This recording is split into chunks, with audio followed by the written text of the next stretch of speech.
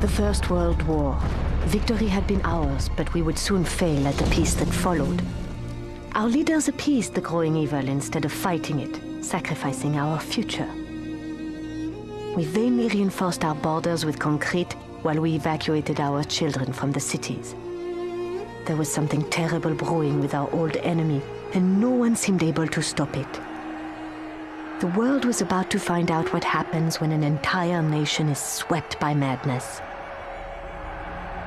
What would you do? Surrender? Collaborate? Or resist?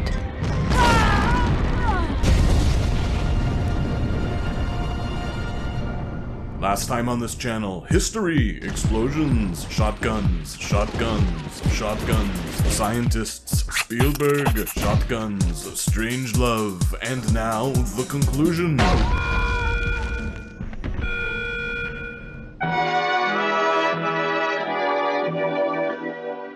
If Medal of Honor was a watershed moment in console shooters back in 1999, Underground is its slightly more impressive counterpart. More environments, more weapons, more objectives. The first stretch, that is to say everything up to the last chapter or so, a bona fide masterpiece. This thing takes the core gameplay mechanics and themes of the original to another level. A little less than 1 year after the release of Medal of Honor, DreamWorks Interactive delivered Underground. To be fair, everything is nearly identical. The HUD, cutscene delivery, mission status screens, war room, hub, they're all here with little to no changes. At first glance, it would be really easy to dismiss this as a full-priced expansion, but that'd be wrong, because more. It does so much more. Of course, more doesn't always mean better. More potato chips and or pancakes equals less healthy poops. More booze, the same. More Dave Grohl, always bad unless he's quietly in the background. An oxymoron, good. But too many can muddy a script. Oxy bad, but oxy great for tough stains. It's amazing! More can be good unless it goes off the rails, but sometimes that can be fun. Temple of Doom is great. Medal of Honor, Underground, remarkable, spectacular, though it does tend to also figuratively and literally go off the rails while remaining on the rails. Rails to keep the action on track. This time, you're Manon Baptiste, the lady from the original game's dossier screens, a woman based on Helene Deschamps Adams, a very real member of the Office of Strategic Services, who, as a teenager, joined the French Resistance. Spy, secretary, courier. Reading her autobiography entitled Spyglass was as inspiring as it was humbling. Obviously, this is a video game, so events are exaggerated quite a bit. Like, I'm not so sure she tackled a gaggle of boom tanks, killed armored Nazi knights with a machine gun, or danced a jig with German shepherds while collecting an Axis evil man's body parts around a wintry castle, but a true hero just the same, and that latter point was Jimmy all along. As a companion piece to the first Medal of Honor, this prequel works seamlessly. The real spy saved American parachutists, so it links perfectly with Jimmy's story from the first game. She also went undercover as a photographer, something that is present throughout Underground. Seriously, the book is wild. She was quoted as saying she did all of that work with the Resistance because she didn't like the idea of Nazis taking over her country. If only. Manon, you came. There isn't much time. Follow me and watch your back. Militia are everywhere. There are a lot more stealth sequences here. These are largely optional but definitely encouraged, as resources are made limited during these stretches. Showing papers, taking pictures. This is how to do a sneaky sneak mission, people. Sneaky sneak mission, people? As an impatient player who prefers run-and-gun action, I rarely took advantage of this alternative approach, but the fact that these objectives aren't ruined by going in like a madwoman is a testament to how well these stages were designed in the first place. Going in hot will increase the challenge level exponentially. My recklessness definitely made a few of the late game areas a lot more difficult than they needed to be, frustratingly so, but hey, that's on me and my aggressive methods. Creating unnecessary bedlam was my plan of action, so I had no one else to blame when it all blew up in my face, most of the time, but we'll grind that out later.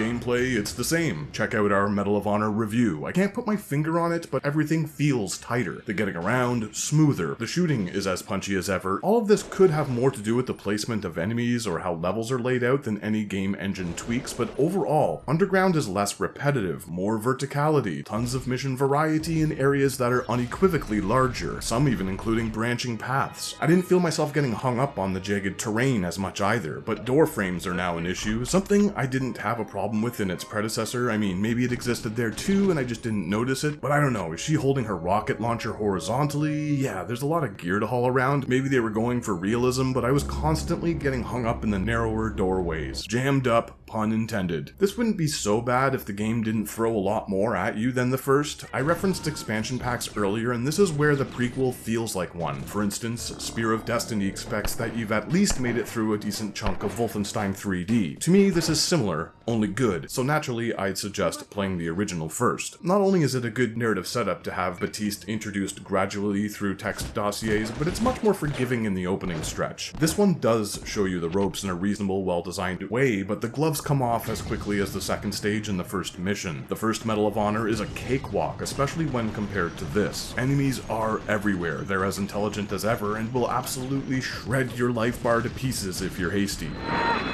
Up high, down low, around corners, ducking, or prone behind a turret in a vehicle, quickly strafing to avoid fire, rolling around on the ground, returning a nade to sender. It's awesome, but that shouldn't surprise fans of the original. Once again, they're dressed appropriately for the region or weather. The missions in Morocco are among my favorites because they are some of the brightest. Unlike the first game, there are quite a few open arenas, with many more taking place outdoors. More! After making my way through Casablanca, I popped the film in for the 759th time. Classics. This and the film. Look, people, like you, I've played a lot of shooters. If these baddies were in a modern title, you wouldn't be disappointed. We'd be talking about them. They flank, react, and pose for pictures. Brilliant. Recovering treasures, rescuing POWs, taking photos of maps and plans. Destruction is still a thing, but it's no longer the majority objective. There's an enormous amount of variety in these missions. You're still given a set loadout per stage, but the weapons are unique enough. The Sten is a beast. A Big Joe crossbow, yes please. Wise of them to save the shotgun for the final stretch, a big kaboom at the end, and now we've got Molotov cocktails, petrol bombs. I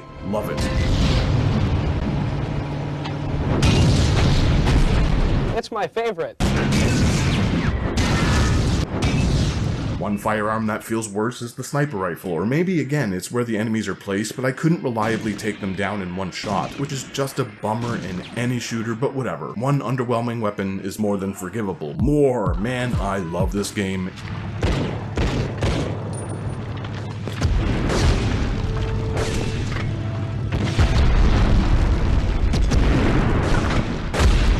Clearly I intended these PlayStation 1 Medal of Honor reviews to be companion pieces, so I intentionally avoided talking about how the missions are listed on the menu in the first because I think it's handled a tiny bit better here, and they're pretty interchangeable. They're also easy to suss out. Most of the smaller ones revolve around collecting bits and bobs. The stages were very linear in the original. They were either hallways or tiny mazes. If you missed something, it was super easy to refer to where it was written on the menu and return to retrieve it. Here, there are more branching paths and objectives that exist as part of the mission itself, or stuff that needs to be chipped away at in order to successfully complete an area. These were present in its predecessor, but there are more here, and many of these environments are easily double or triple in size, making it much tougher to get through without dying, which of course still sends you back to the beginning of a stage. Canteens and other health replenishing drops are a lot less generous, making every engagement tense. The good thing is that approaching an exit will warn you if everything hasn't been accomplished, and thank God for that, because some of these stages took me over 20 minutes. Retracing the steps from exit to entrance in a level devoid of enemies became a regular occurrence because sometimes paths were tricky to identify due to the limited repetitive assets. Especially in the larger regions covered with foliage, things are easy to miss. I'd consider the first 95% to be a pretty perfect experience, but by the end it felt like they were getting a little lazy. Small arenas packed with wave after wave of bullet sponge baddies, too many vehicles to take down, snipers snipers appearing from balconies, sometimes a group just ambushes from up high in the middle of a street. Like a lot of first-person shooters from the era, there are some very frustrating encounters at the end. Something I'm fine with if the challenge is sensibly increased, but here, yeah, if they didn't go over the line, they were right on it. Non-stop, tank after tank, explosive after explosive. It started to feel lazy. The first game was shorter and easier, but it was also impeccably balanced, reasonable. It's nice that there are now some bigger theatrical battles against armory and waves of soldiers to spice things up, but by the end, it felt unfairly stacked.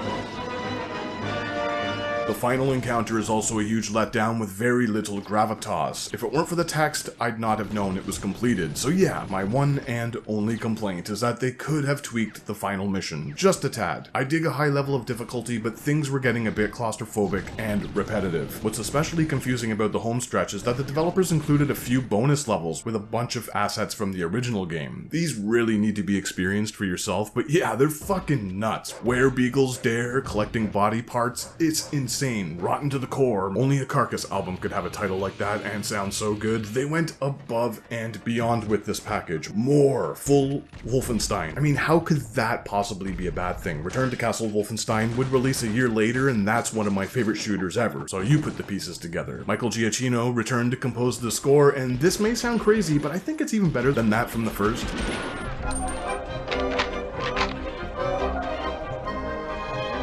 Again, there's more variety. I'm a broken record over here, but his music makes the game.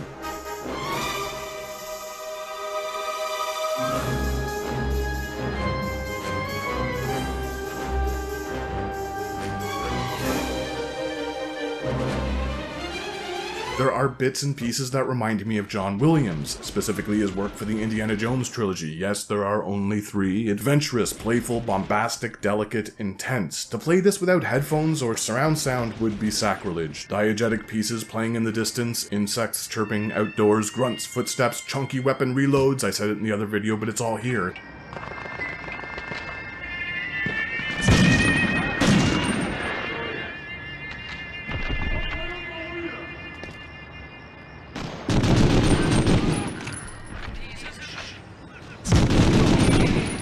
If anything, it doesn't match the dated visuals. This belongs on vinyl. It belongs in a museum! Multiplayer is included, lots of options, couch killers, it's adequate. What else could you fit on a disc? The arenas are super small. It's bland. Fans of GoldenEye or even some of the later PS2 era Bond games, Time Splitters, yeah, you're gonna be disappointed. But I'm sure some of you who had friends back in the day got a kick out of it. No modem required. I get it, baby. Different strokes and all that. But for others like myself who had other means of enjoying deathmatch, this was relatively basic. The addition of NPCs, different factions going at each other, environmental traps to take down a target. In less than a year, DreamWorks Interactive gifted us this. I still see its inspiration in the Sniper Elite series. The 5th one, set in France, has generico McWhitestud hairpants Swifty grabbing up crowbars and wire cutters, all here in Underground 2 decades before. The Medal of Honor franchise would see a few more highs, but ultimately they went the modern combat route when that became fashionable and couldn't deliver or recover. I'm not averse to modern shooters. Hell, I've invested so many worthless hours into the Battlefield series that I'm almost scared, like pretty terrified to see how much time I dumped into it. The difference is, those are fiction, bordering on sci-fi. Blasting Nazis is one thing, engaging in a video game based around current or ongoing conflicts is another thing altogether. Not so black and white. Tacky, exploitative, tasteless, generally disgusting to me. It's a shame this series leaned so hard in that direction because these early ones are solid. Most of the sequels are terrific as well. Medal of Honor and Underground. What a thrill to revisit these masterpieces. Next time on this channel, something someone will hopefully watch, something completely different. More. So stay tuned.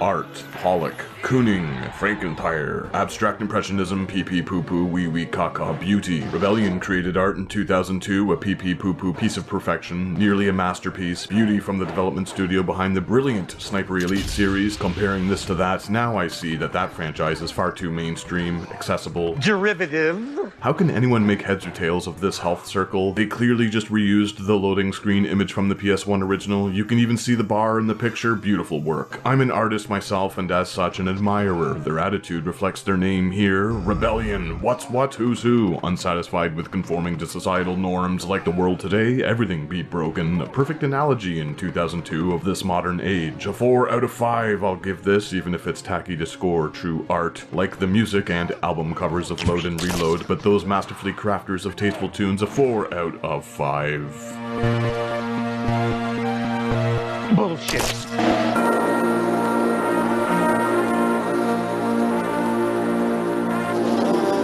This is Medal of Honor Infiltrator, the second and final portable entry released for the Game Boy Advance. An overall superb side story to the Big Brother PC and console counterparts.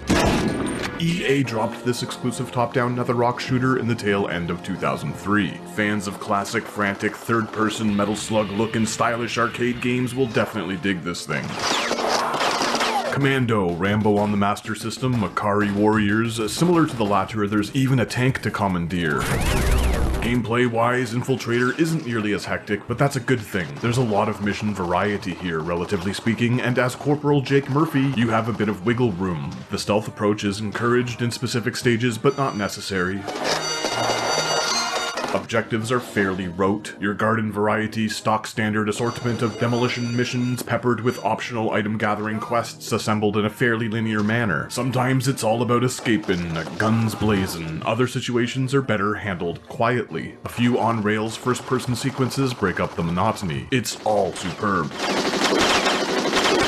The controls are tight. A shoots, B swaps between the standard firearm and explosive, weapon caches, restock ammo, and offer a checkpoint. All of the gears balanced out into pairs. A pistol and a bazooka, a rifle with explosives, you get the idea. Basically, a runaround gun and something to blow up enemy gear as well as blockades. How great is this pistol stance? The right trigger puts Murphy in an action stance, eye down the sights kind of deal, or the careful aiming as it's called here. Perfect for strafing. The left trigger mounts stationary guns and vehicles. There are 3 theaters represented across 5 missions, each with 3 levels. These are introduced with grainy, pixelated historical footage, a tie to the more technically impressive first-person core entries from the era. Alistair Brimble does an excellent job with the soundtrack. Sonically, it's a treat all around. Sirens, firearms, bombers passing overhead. It's the Game Boy Advance, so it's scratchy, but it's still solid stuff. I can't praise it enough. This is a wonderfully presented package with incredibly satisfying gameplay.